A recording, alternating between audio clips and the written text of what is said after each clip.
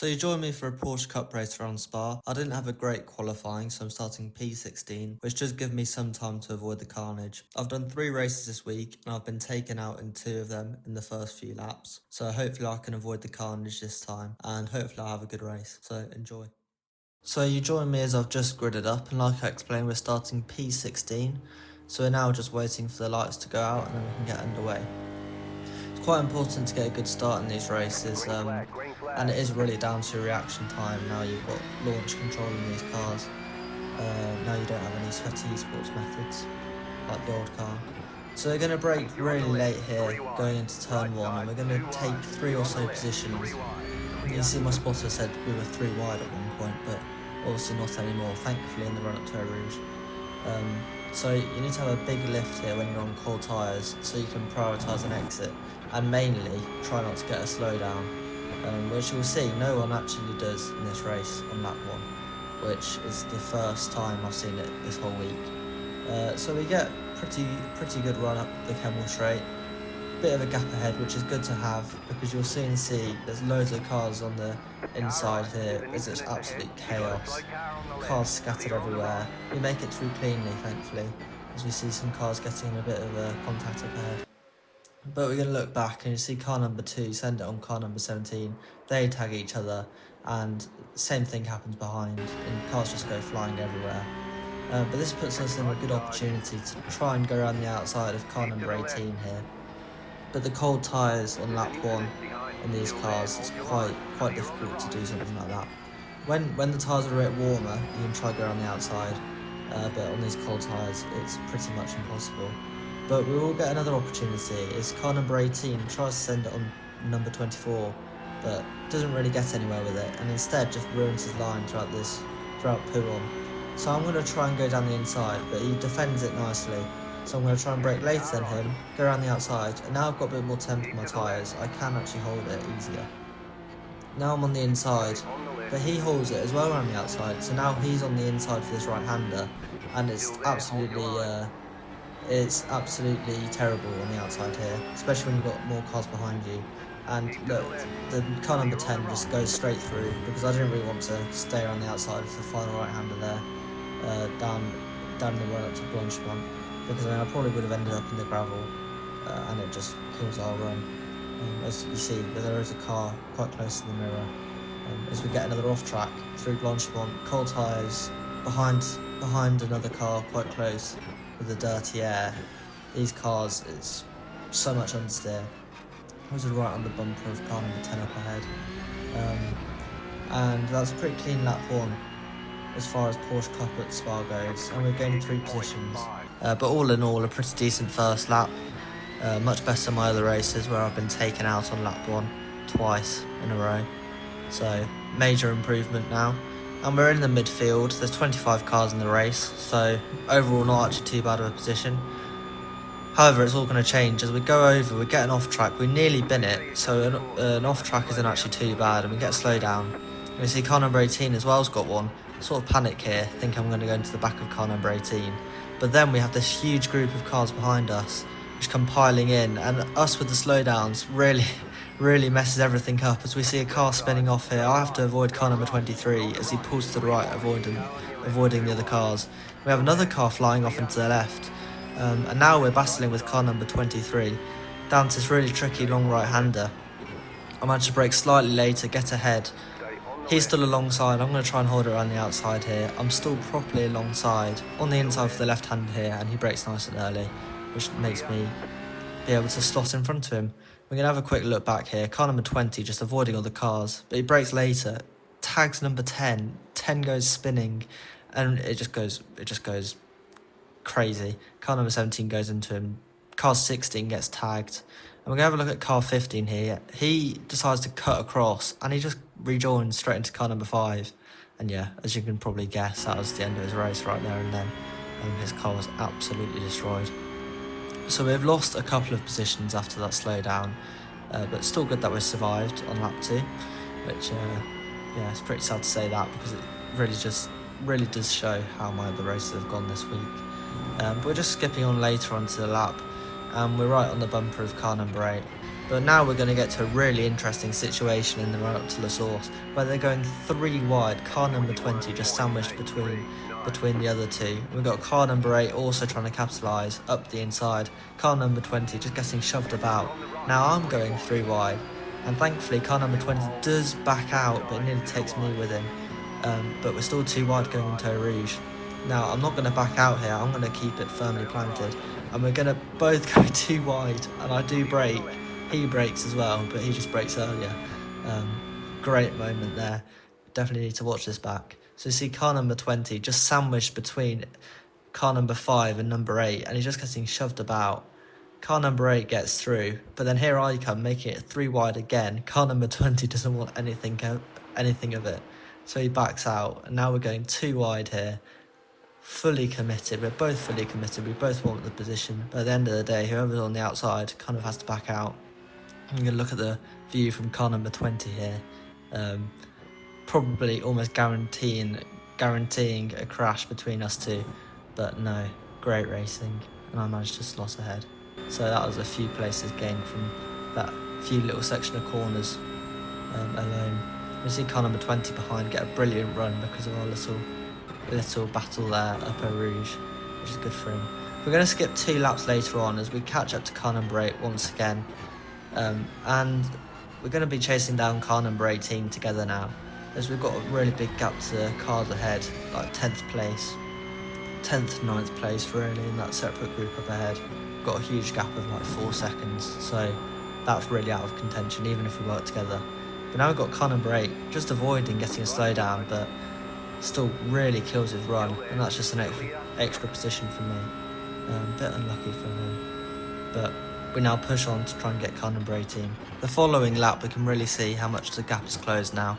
Been full push. Car number 8 has dropped back slightly, however you'll start seeing on this lap car 8 will be back in it, as I have my first opportunity to get P10 actually, because a car had actually binned it earlier on. So it all moved up her place, and now I'm battling for a top 10 position. And you can really see the different line that car number 18 takes on the exit of La Source. It really takes a wide exit, and sometimes dipping tyres into the gravel, which doesn't seem to slow him down too much, but all in all it's not going to make him any faster, is it? So I get a pretty good run up Eau Rouge. The front of the car just lifting slightly as usual. Now I'm going to go to the right here. He covers it off nicely. I'm going to go to the left. He's quite aggressive in his defence, but I like that. So I'm going to brake slightly later. I'm going to go around the outside. He's going to give me... He's going to go into me. He's going to run wide. I'm going to run wide now. But we're all okay. We make it through fine. I'm going to have to back out here as he nearly shoves me into the gravel. Don't think he meant to do it really, but it was just natural understeer. And now car number 8, he brakes way too late and goes into me, and a bit naughty from him there, but I could tell it was an accident. As he's a bit late getting on throttle. I don't know if he was trying to let me back through or something, but that's not the place to do it. But you see, he just doesn't get it turned in properly on the curb. Runs wide, I run wide as a result. And yeah, it was all a bit much, especially with the gravel on the inside there. I don't think it was intentional running wide. And then you've got car number 8 here, just braking far too late. Nearly into the back of car number 18, but straight into the side of me. It was always going to happen with a little moment like that. But then car number 8 dips his tyres in the gravel here, so I'm back on his rear bumper. I get a really good run through poo on here. I'm going to go flat, just like that thing I tried to do on lap 1. I'm going to hold it all the way over to the right here, basically just understeer out, and that puts me on the inside nicely. I'm going to brake late. I'm going to use that curb on the inside just to rotate the car, which is nice. I don't think he tried to put up too much of a defence, just for the fact that we're trying to catch car number 18 together. So I think that was smart play by him. Now we can go full push for car number 18. We're going on to lap 9 of 11 now. So this could be another opportunity where I can try and get that position. But if I do, that means I've got to hold him off for another 2 laps, which I don't really want to do, considering I've seen how well he drives and how well he defends as well. Really good, hard but fair racing. It's right to go into Eau Rouge again. Try and get another good run. Just you need to have a little lift here when you're following another car. You can see just keep that nose down, because these cars, they've got no front downforce whatsoever. It's just a rear wing, and you can imagine trying to carry the speed up Eau Rouge, the car will just want to fly. So we're going to look to the right again, but we're a bit further back than we were before. I'm going to brake a bit earlier. He's going to hold the inside line. I'm all over the back of him, but I just can't get the turn in. And I can't really put my car anywhere where it's going to make any opportunities happen. And we go into Blanchemont here, you can see the speed I carry, but I have to brake. And even after that, I mean, I probably could have carried a bit more speed, but if I did, I would have run wide. And off tracks, I don't really mind about getting off tracks in a race like this, but yeah, equally I don't really want to get them as well. It's been a great race so far with lots of things happening, but trust me, there's more to come. There's more to come, definitely. So we've got next big opportunity. I'm a bit closer than where I was on lap 9, so I can properly try and go for the overtake here. As you imagine, he goes defensive. There's a little gap on the right there, but I didn't really want to go for it, as we have door-to-door contact going into the right-hander here. I hold it around the outside really nicely, if I say so myself. I run him wide slightly, he's offline, I get to hold it around the outside once again. He does well not to run into me there, as he is so far offline. Once again, I'm on the outside, I'm going to brake later. He nearly collects me there, spins me round, but I'm just keep an eye on the mirror. And yeah, that was a bit naughty of me there. I didn't really mean to, but you'll see in the replay if I dart to the right slightly and it nearly gets him in the grass, but we'll have a look at it. So I go around the outside here, using all the curb just to rotate the car. On the outside once again, I do like going on the outside. And now he's dropped back a little bit. I could have cut across his nose, I think, but it was a bit too risky for me. And you see, he tries to get alongside. I just avoid him spinning me. And you see, I move to the right here slightly. Oh, yeah, I didn't really mean to do that. And then I get his nose again, nearly get him in the gravel.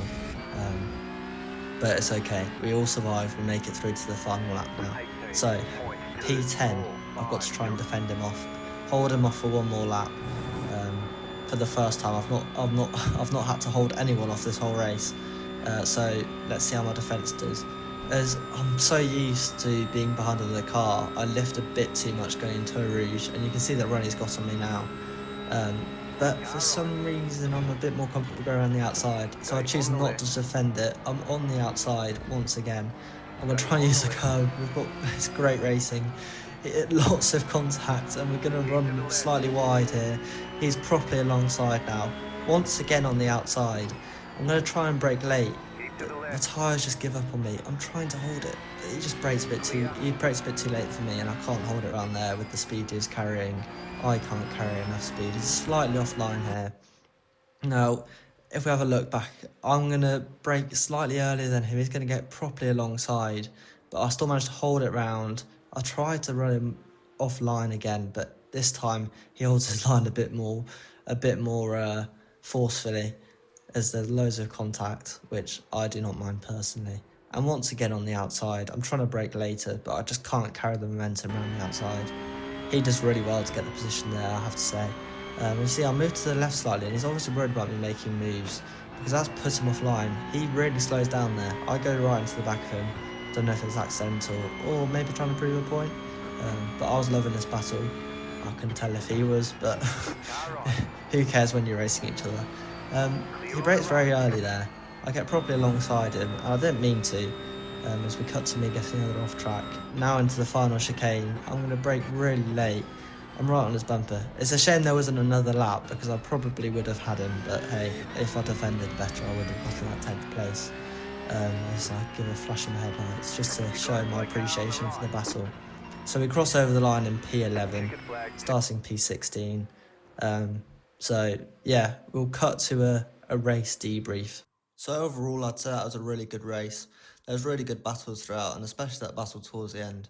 Even though I didn't end up beating the other guy, I think it was really hard fought, and I think he deserved the position. I think I probably should have gone defensive on that final lap, but it is what it is now. Lap 2 was a bit crazy with those guys going through wide into the source, but I managed to capitalise off it. 2 wide into Eau Rouge as well, that was a really good move. And overall, I think the race was full of good moments. There's a few chaotic moments with people up ahead, but thankfully I managed to keep myself out of it. And I think I handled the pressure pretty well throughout the race, and it was quite nice to finish a race for once. So yeah, I hope you enjoyed the race, and see you in another one.